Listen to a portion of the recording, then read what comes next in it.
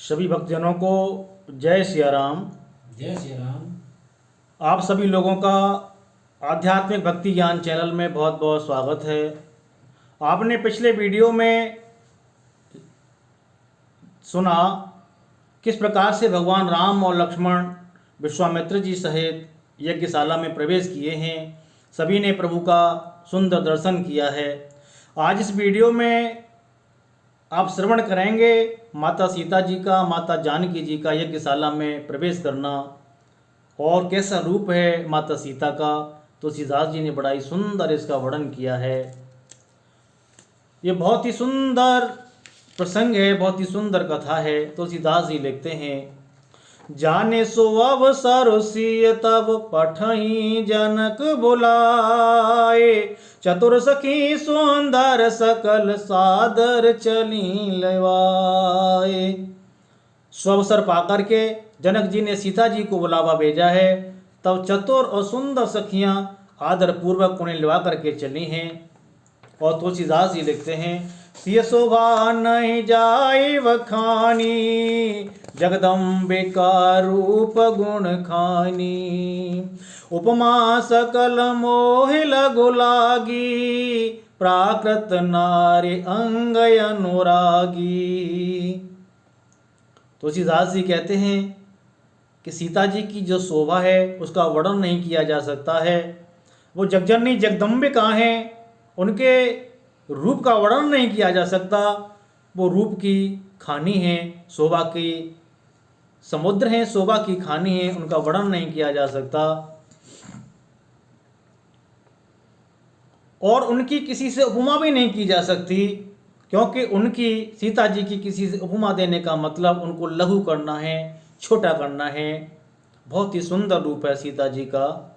सियवारा ने ओते उपमा देई, को कवे कहाय अजसुर को लेई, जो पट तरिय सिय समसिया, जो पट तरियतीय समसिया, जगत से जोवति कहाँ कमनिया।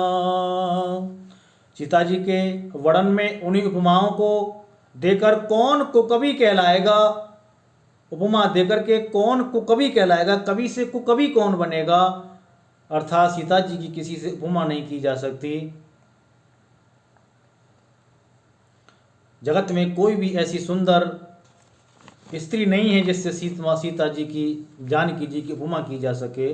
गिरा मुखर तन यारद भवानी, रतयते दुखित तनुपति जानी, विश्वारु ने बंधु प्रिय जेहि, कही रमा सम किम वैदेही। पृथ्वी की स्त्रियों की तो बात ही क्या है, देवताओं की स्त्रियों की भी यदि देखा जाए तो हमारी अपेक्षा कहीं अधिक दिव्य और सुंदर हैं। उनमें सरस्वती तो बहुत बोलने वाली हैं, पार्वती अर्धांगिनी है, अर्थात अर्धनारी नटेश्वर के रूप में आधा उनका अर्धनारीश्वर हैं। आधा अंग उनका स्त्री का है और शेष आधा अंग पुरुष शिव जी का है। कामदेव की स्त्री रति पति को बिना शरीर का जानकर बहुत दुखी रहती हैं, और जिनके विष और मद जैसे समुद्र से उत्पन्न होने के नाते प्रिय भाई हैं। और लक्ष्मी के समान तो जानकी जी को कहा ही कैसे जाए। यानी तुलसीदास जी कहते हैं कि माता जानकी जी की किसी से भी तुलना नहीं की जा सकती, चाहे वो कोई भी देवताओं की स्त्रियां ही क्यों न हो। जो छवे सुधा पयो निधि होई, परम रूपमय कछप सोई, शोभा रजु मंदारु सिंगारु, मथे पानी पंकज निज मारू। उनका किसी से भी वर्णन नहीं किया जा सकता, किसी से भी तुलना नहीं की जा सकती। यह विधि उपजे लक्ष्य जब सुंदरता सुख मूल, तदपि सकोच समेत कवे कयहि सिय समतूल।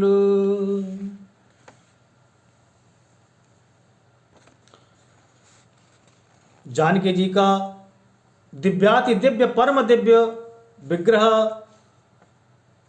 है वह सुंदरता उपयुक्त सुंदरता से भिन्न अप्राकृतिक हैं। लक्ष्मी जी का अप्राकृतिक रूप भी यही है। वह कामदेव के मथने में नहीं आ सकती और वह जानकी जी का स्वरूप ही है, अतः उनसे भिन्न नहीं है।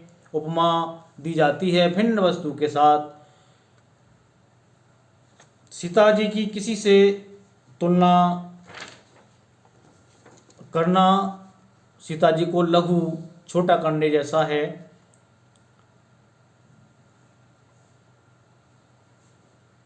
चली संग ले सखी सयानी, गावत गीत मनोहर वानी। सोह नवल तनु सुंदर सारी, जगत जननी अतुलित छवि भारी। सयानी सखियां सीता जी को साथ लेकर मनोहर वाणी से गीत गाती हुई सीता जी के नवल शरीर पर सुंदर साड़ी से शोभित है।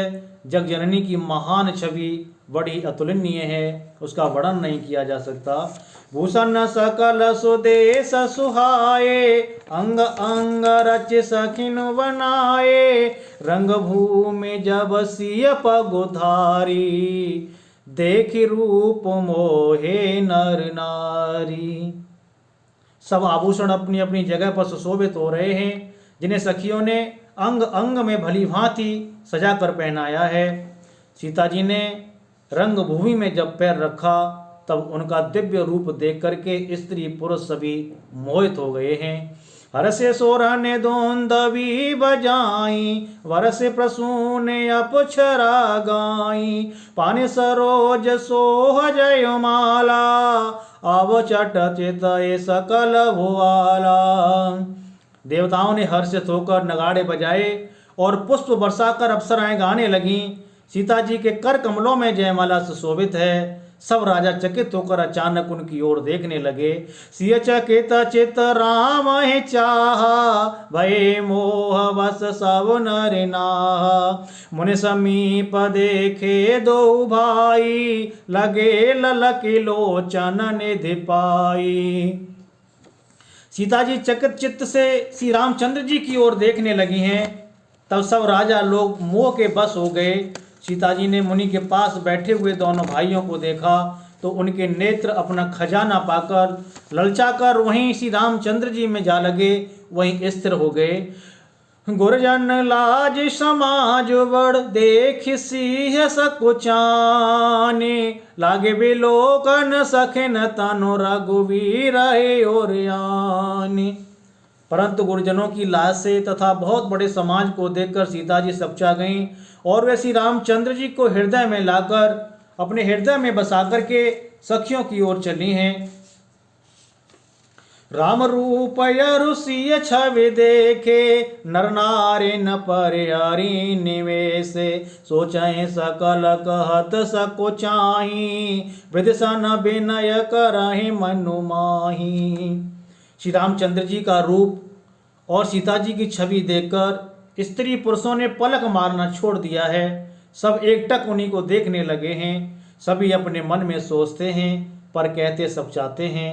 मन ही मन वे विधाता से विनय करते हैं, ईश्वर से विनय करते हैं, परमपिता परमात्मा से विनती करते हैं। हरो वेद वेग जनक जड़ताई, मति हमारे यस दे सुहाई। बिनु बेचारे पनो ताजे नारे नाहु, सिय राम कर करें विवाहो। हे विधाता, जनक जी की मूर्ता को शीघ्र हर लीजिए और हमारी ही ऐसी सुंदर बुद्धि उन्हें दीजिए कि जिससे बिना ही विचार किए राजा अपना प्रण छोड़ करके सीता जी का विवाह रामचंद्र जी से कर दें। ऐसे सभी लोग भगवान से प्रार्थना करने लगे।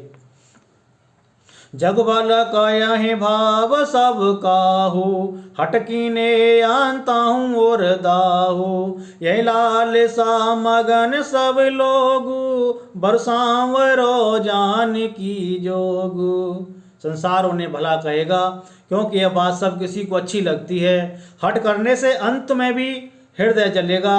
सब लोग इसी लालसा में मग्न हो रहे हैं कि जानकी जी के योग्य वर तो यह सांवला सलोना सुंदर वर है। इस प्रकार से सभी भगवान से विनती करते हैं, प्रार्थना करते हैं और इस कथा को हम यहीं विश्राम देते हैं। इसके आगे आने वाली वीडियो में आप देखेंगे बंदी जनों के द्वारा जनक जी की प्रतिज्ञा की घोषणा करना और राजाओं से धनुष न उठना और जनक जी की निराशाजनक वाणी। जनक जी बहुत निराश हो जाते हैं और किस तरह से कठोर वचन बोलते हैं, ये आगे आने वाली वीडियो में आप देखेंगे। तो आज के लिए केवल इतना ही। आप सभी लोगों का बहुत बहुत साधुवाद। जय श्री राम।